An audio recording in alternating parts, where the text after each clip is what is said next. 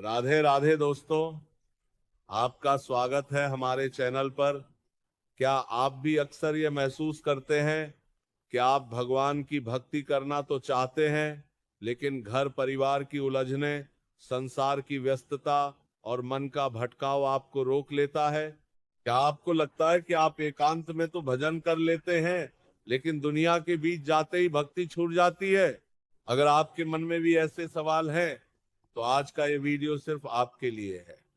आज हम प्रेमानंद जी महाराज के एक बेहद सुंदर और ज्ञान से भरे सत्संग के चुनिंदा विचारों पर बात करेंगे, जो आपकी जिंदगी और आपकी साधना को पूरी तरह बदल कर रख देंगे। वीडियो को अंत तक देखिएगा, क्योंकि इसमें महाराज जी ने मन को शांत रखने का वह गुप्त तरीका बताया है जो बड़े बड़े साधक अपनाते हैं। आइए शुरू करते हैं। सबसे पहली और सबसे बड़ी समस्या जो हम सबके सामने आती है वह ये है कि जब हम घर में रहकर या परिवार के बीच नाम जप करते हैं तो घर वाले टोकते हैं। वे कहते हैं, तुम हमसे बात नहीं करते, हर समय क्या माला फेरते रहते हो।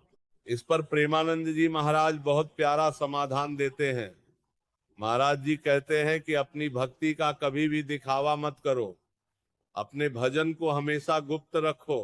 जब घर के लोग आपसे बात करें तो बहुत प्यार से बात करें, क्योंकि उनमें भी किसी न किसी रूप में भगवान ही बसते हैं।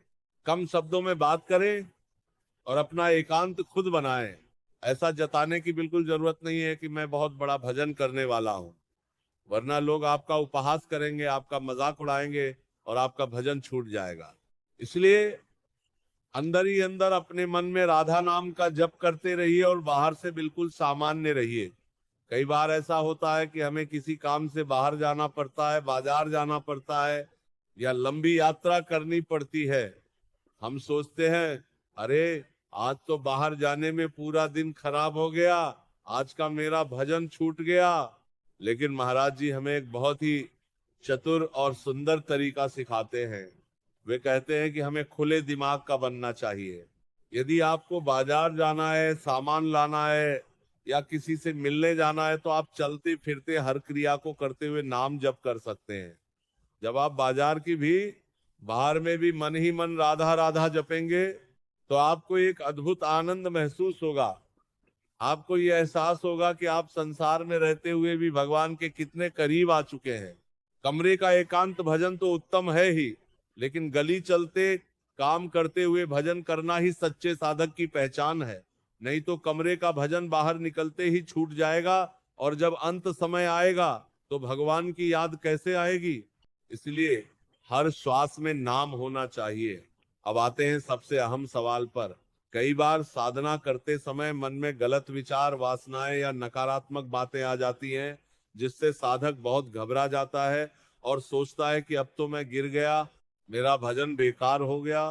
महाराज जी इस पर बहुत बड़ा आध्यात्मिक रहस्य खोलते हैं। वे कहते हैं, वासना मन में आती है, आप में नहीं। आप तो उस आत्मा, उस परमात्मा के स्वरूप हैं जो पूरी तरह निर्विकार है। जब भी मन में कोई विकार या गलत विचार आए तो उससे घबराइए मत, लड़िए मत, बस उस विचार के दृष्टा देखने वाले बन जाइए। जैसे नदी में लहरें आती हैं और चली जाती हैं, वैसे ही विचार भी मन में आएंगे और चले जाएंगे। आप बस शांत रहकर उन्हें देखते रहिए। गीता का हवाला देते हुए महाराज जी समझाते हैं कि अनुकूलता और प्रतिकूलता, सुख और दुख, ये सब इंद्रियों के स्पर्श मात्र हैं। इन्हें सहना सीखिए। भोगने से ये बढ़ते हैं और सहने से नष्ट हो जाते हैं। कई बार साधक कहते हैं, महाराज जी मैंने नियम लिया था कि 20 दिन तक गलती नहीं करूंगा, लेकिन एक दिन फिर फिसल गया, अब मेरा मुंह दिखाने का मन नहीं करता, मेरा भजन छूट गया है। इस पर महाराज जी हंसते हुए बहुत सुंदर बात कहते हैं। वे पूछते हैं, ये माया किसकी है? क्या किसी ऐरे गहरे की है? ये तो भगवान की महामाया है। जब आप भगवान की भक्ति करके माया पर विजय पाना चाहेंगे तो माया भी आपको गिराने की पूरी कोशिश करेगी। बड़े बड़े पहलवान भी पहली बार में नहीं सीखते, वे 10 बार गिरते हैं तब जाकर पक्के पहलवान बनते हैं। इसलिए यदि आप साधना के मार्ग पर चलते हुए कभी फिसल भी जाएं तो निराश होकर बैठे मत, उठिए, फिर से नियम लीजिए और दोबारा दौड़ पड़िए। परमात्मा बहुत दयालु हैं, वे आपकी कोशिशों को देखते हैं। प्रेमानंद जी महाराज का ये पूरा सत्संग हमें यही सिखाता है कि जीवन में चाहे कैसी भी परिस्थिति हो, चाहे लोग आपके अनुकूल हों या न हों, आपको अपनी प्रसन्नता और भगवान पर अटूट विश्वास नहीं खोना है। हर जीव में भगवान का अंश है, इसलिए सबको प्यार दें, खुद शांत रहें और निरंतर राधा राधा नाम का जप करते रहें। अगर आपको प्रेमानंद जी महाराज के ये अनमोल विचार पसंद आए तो इस वीडियो को लाइक जरूर करें। नीचे कमेंट बॉक्स में राधे राधे लिखना बिल्कुल ना भूलें। और हाँ, अगर आप ऐसे ही और भी प्रेरणादायक वीडियो देखना चाहते हैं तो हमारे चैनल को तुरंत सब्सक्राइब करें। मिलते हैं अगले वीडियो में, तब तक के लिए अपना ख्याल रखें। राधे राधे।